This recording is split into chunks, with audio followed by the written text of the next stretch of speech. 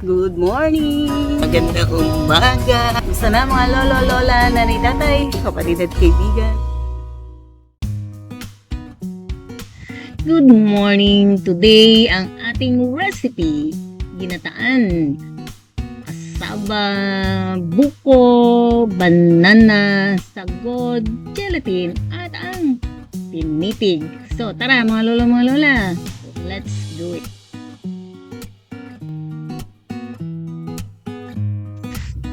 This is the kasaba or the kamuting kahoy. Ang sarap, diba?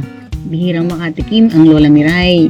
So, in our farm, magtatanim tayo ng kamuting kahoy or ng kasaba.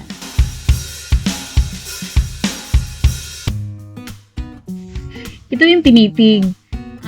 Ibinubusas siya para malutong pag inilagay mo sa ibabaw ng luto na ginatan.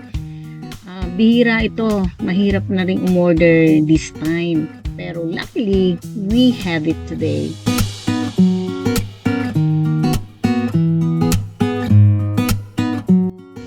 Ito yung ating gata. Made of coconut. Ginadgad or kinayod na coconut at gagatain natin. So, magiging sabaw ng ating ginatan.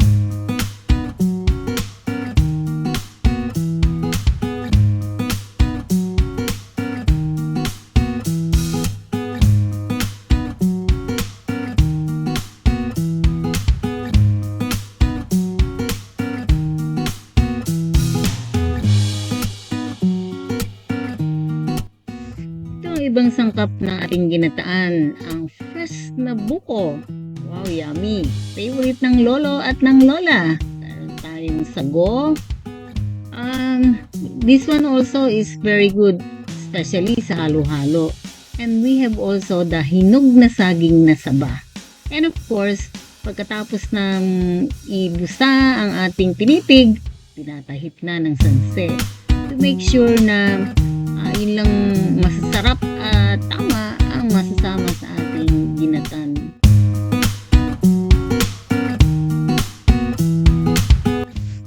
This time, halu-haluin na natin ang pinitig, ang sago, ang nilagang kamuting kahoy or the kasaba, and all the ingredients, the gelatin. So, parang sarap, diba?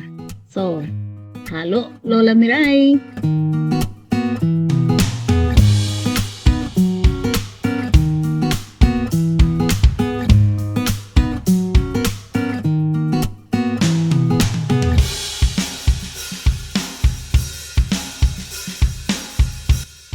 So, it's time to put the sugar. So, medyo babawasan natin ang sugar. Not too much.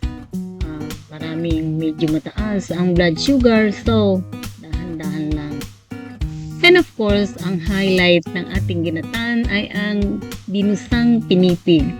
Ang bango. I hope you can smell and also experience na ang bango talaga ng binusang pinitig.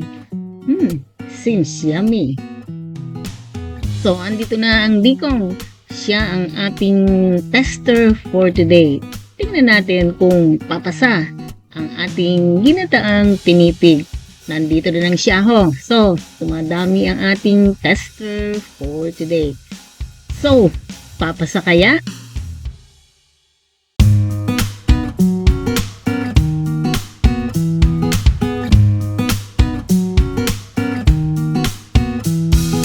So, para mas masarap, lalagyan natin ng ice ang ating ginatan para malamig at tamang-tama sa init ng panahon. So, mukhang pasado naman.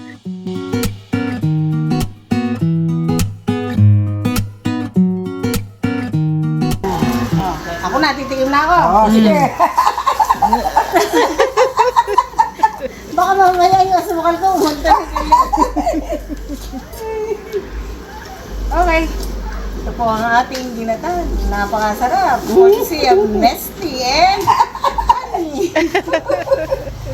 Okay. Dami laman. Bye! Bye! Bye!